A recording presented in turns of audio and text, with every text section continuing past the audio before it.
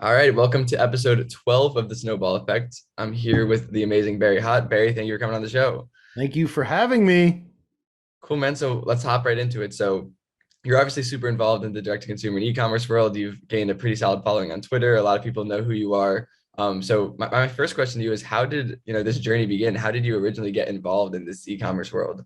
Yeah, it goes back a long time. But I'll start in man, I've been doing it for a while. I started doing ads for a summer camp when I was a younger boy, and I was trying to help recruit new counselors for the camp, and I was doing interviews and doing reference checks and things like that. And I was like, we need to bring in more people. How do we do that? Let's do Facebook ads. That was in 2008. And I Wow. was like, let's launch Facebook ads. Let's see, spend, a little bit of money, very, very little, to target teachers, target students that are looking to become teachers, and uh, let's get them in to apply for summer camp jobs. And it worked. We were able to bring in camp counselors by doing that. That was I had no experience. I was 17 or 18 back then. Now if you're paying attention now, you know how old I am. But um, that was an incredible experience. Maybe I was a little older, but I very quickly got to just do that and learn on my own how to run those ads. And pretty much ever since then, I've been running ads in some form or another. I worked at a startup called Unified, where we were buying ads for some of the biggest brands in the US and globally: Toyota, AT&T, Microsoft. And a lot of that was more branding focused, especially earlier on when I was there. But then we also had a lot of direct response ads, and I learned a lot about how a gigantic mega corporation tries to track and attribute ads to direct sales, which was very interesting to try and think about how, if you're Toyota, how do you run an ad and understand if you sold a car or cars? How do you do that at a national level, regional level, and at a local dealership level, which is an insane problem to try to solve.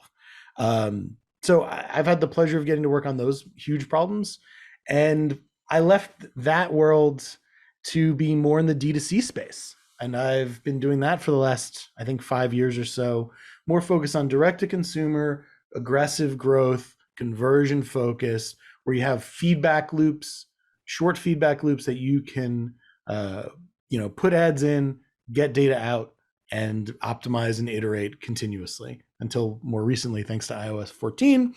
It's a little bit more difficult, but you still have that same concept of inputs and outputs and iterating. So that was a long story about my background. I also was part of the team that launched Lone River Ranch Water in 2020, right at the beginning of the pandemic, and then I was doing the ads there for equity and as a side gig, and we got acquired by Diageo in 2021. So that was pretty cool, and I've been working on that as a consultant since then.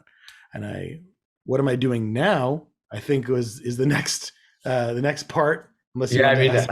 I was gonna ask like Sorry. the first thought I had like from you telling the story, I was like, wow, I'm Yeah. sure shifting to D2C from like the whole like car dealership in-person sales must have been like a much smoother attribution tracking. But then I questioned, is it even with like all these updates, like you mentioned, iOS 14 and everything, Yeah. is it even smoother attribution tracking, or did you kind of fall back to the You same? know, It's such a great question. This is it's so funny. I feel like I've been prepared for this my whole life because of that stuff I used to have to do before, where we were doing things and we were using attribution data, but weirdly. I remember one of those clients back then.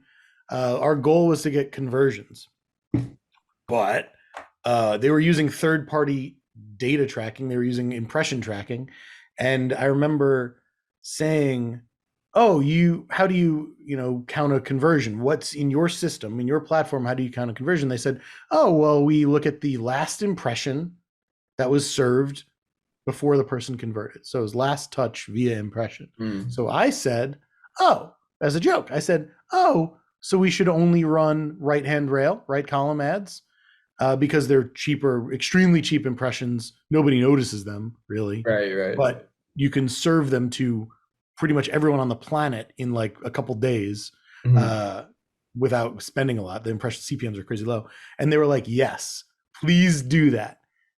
And I was like, "Oh, okay. Like this isn't really. We're not actually trying to advertise here. Where I really like." So I didn't enjoy that, Yeah. but I understand that there's a huge portion of the industry that still is just trying to manipulate attribution. Mhm. I don't want to get too far into that, but that's when I rally against really. But now it's important to be thinking about not just what is attributable and how that data gets used, but it's important to think, what are my ads actually doing? What are the actions they're actually driving? Both what is trackable and what's actionable and what's not. For Lone River Ranch Water, that was not D2C. That was CPG very much. We were driving people to go in store. We Mhm. weren't tracking sales directly. So, but we did. Well, the thing that gave us our edge is that we applied the D2C logic and practices of continuous improvement in our creative iteration based on data, not just looking at what's driving the cheapest clicks, what's driving the cheapest reach. Those things then are those are the easy things to do. It's very easy to optimize to just get something clickier or make something cheaper for Facebook's algorithm to deliver. But what's really difficult is, or takes more energy and more thought, is making ads that make people take action more, take valuable action more. So we tracked actions on our own website and optimized to those intent-based actions. So people that were looking for our store locator, people that Mhm. were going to buy via our third-party delivery services, right? We couldn't track people that actually ordered via Drizzly, but we could track people that went to our site from our ads and clicked to go to Drizzly or to Yeah. Whole Foods. And by using that data, understanding not just which ad was the cheapest click, but understanding which ad drove the most action, because there's a big difference between the one that drives the cheapest click and the one that drives the cheapest action. And it's not always one to one. And it's definitely not the thing that gets the cheapest CPM, because Yeah. that is a whole nother ball game in terms of how Facebook can deliver on different creative, different users, different placements. But now I've gone way too deep. No, this is really interesting. So for these like retail CPG brands that you're running ads for, you'd essentially just create custom conversions, like on the website that Or were as standard events. right. Yeah. Well, anything that's as close to walking into a store and buying a product as possible, whether that's like a store locator or anything like that, and then optimize the ads for that as a Yeah. conversion. I mean, just to be clear, I'm not working with a lot of CPG brands now, but that's what I've done in the past. That's what we did for Lone River Ranch Water, and it seemed to work. It makes sense. And it's what pretty much none of the mega players in those spaces are doing. Actually, that's not true. That's not fair to say. But a lot of those big CPG brands, the alcohol brands, are probably not doing that, or they are doing a weird hybrid of it, but not as aggressively as a D2C brand in 2022 would be doing.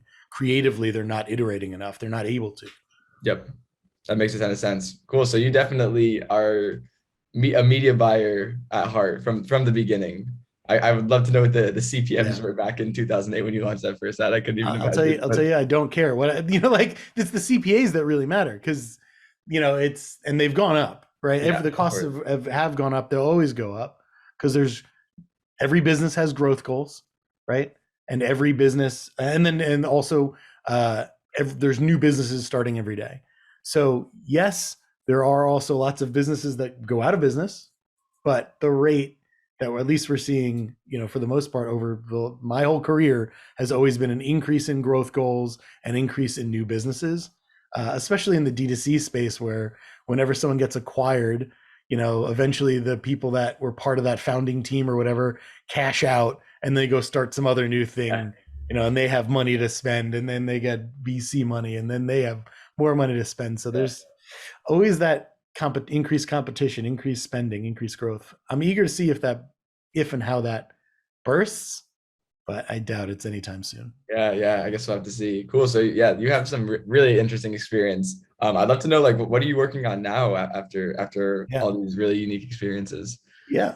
So I was at a couple agencies in for the last few years, and I quit my job in November to kind of just take a step back and figure out what's best for me and what I want to do, and realign my energy and time with the value that I get from it and the value that I give as well. I wanted to like have a higher impact on businesses without having to like be manually doing the ads, and adding value both for myself and to this company. So, um, I've been just, I'm doing some hourly consulting. So if anyone's watching this and needs some help with a small problem or big problems, Hit I'm your him guy. up.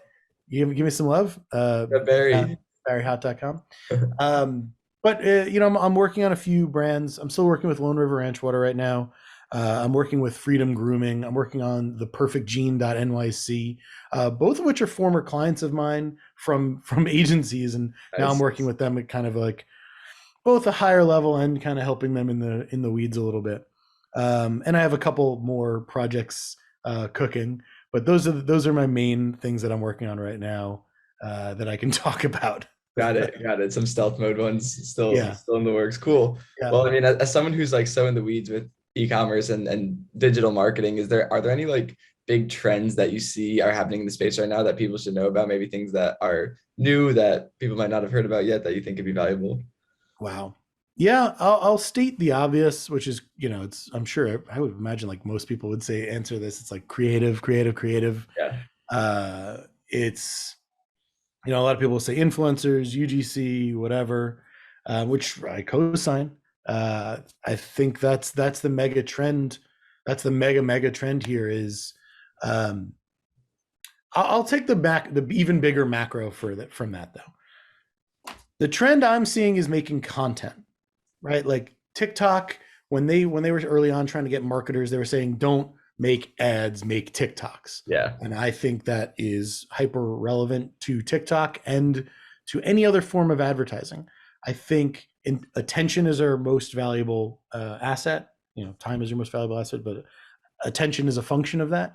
And I think you'll see that if you can make either ads that are content-esque, content worthy, worth paying attention to, or alternatively, if you can make actual quality content that people want to watch, separate from it being an ad, and infusing your brand into that, I think there might be more to that in the future. I expect more brand integrations to be a bigger thing. Like I love looking at Mr. Beast, who is like the goat of attention. Yeah. He Yeah. any advertiser out there watching this, if anyone's listening to this, if you don't already watch Mr. Beast for fun, go and watch it for business purposes. Just break down, holy cow, how is this guy making content that so many people are consuming? And think about, he's not the most attractive guy in the world. He's not like, super sexy, whatever. And I'm not, hating on Mr. Beast. He's adorable. Big fan. But, he's using tricks to get people's attention and keep people's attention. And that, if you study any of that, that is what can help you be successful with anything you do in advertising, which is, that's the game now, is get people's attention, keep their attention, and then do something with that attention. Get people to actually take the steps, because if you just get their attention, that's just attention bait. You get no value from that. If you get their attention and keep their attention, that's cool, but you're not really actually doing anything with that. You need to get attention, keep it, and actually, sell with it, motivate with it, get people to take action. Sell And chocolate bars. yeah, and that's what I mean. You look at Mr. Beast did that with his the oh man, the Feastables. tree. What is it? Feastables. Well, yeah, he's doing. Oh my god, yeah, I wasn't even going to say that. I have that right here. I mean, Oh, nice. Have you tried it? I haven't tried yeah, it. they're okay. Okay. They're okay. I had another better piece of chocolate to compare. It's fine, and I didn't win anything cool. Oh, no. But I was actually going to say with Team C's and Team Trees, he like took, he used his attention to get people to take action. But he's doing the same thing with the Feastables. You're right, yeah, getting people to now take action now that he has their attention, and you'll see a lot of that. I mean, it's hard for brands to make content that isn't just about themselves. It's really hard. So if you can make content that is relevant and worth watching and make it about the viewer, the user, the consumer, and add value to their life, that's useful. And that is why, wrapping it back up, that is why UGC works. UGC testimonials, whatever, anything like that works so well because for so many reasons, but it is content. Usually it is shot in a way that's relevant and believable to the viewer, to the consumer, and it's easy to understand, and it's easy to want to be interested in. It's not the brand saying, look at me, brand. It's a human user talking about their own experience, talking about how they had a problem, how they solved that problem, how this product made them feel. So that's, to me, again, the macro and the micro. The macro is attention, and the micro, the macro is attention and making good content, and the micro is doing that via UGC. That is authentic feeling. That makes no sense, and that's super valuable. Appreciate you providing that. Cool. Well, I think we can wrap it up here. Thanks so much, Barry. This is a really, really awesome episode. I'm really glad we got to have you on. Yeah. Thanks again, and we'll see everybody in the next episode. Thanks so much.